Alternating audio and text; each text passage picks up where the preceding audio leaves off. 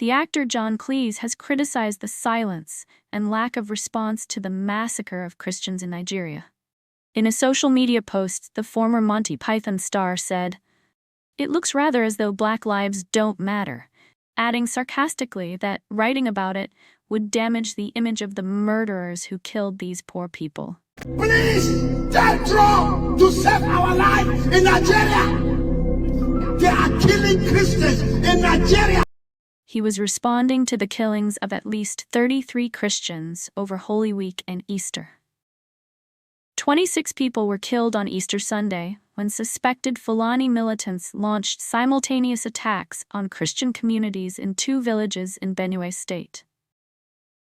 On the same day, 7 people were killed when 2 churches in Ariko village, Kaduna State, were attacked. Multiple people were injured. The violence transformed a day of celebration, peace, and reflection into mourning and displacement. A week earlier, on Palm Sunday, at least 27 people were killed in a predominantly Christian village in Plateau State. Not all the victims were Christian.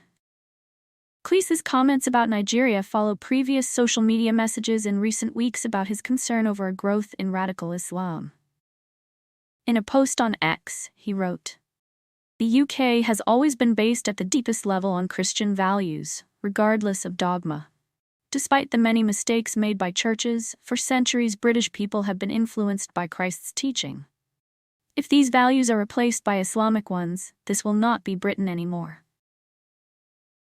This week, the U.S. announced it had begun enforcing visa restrictions on perpetrators of religious freedom offenses. The laws were brought in as a response to violence against Christians in Nigeria and around the world.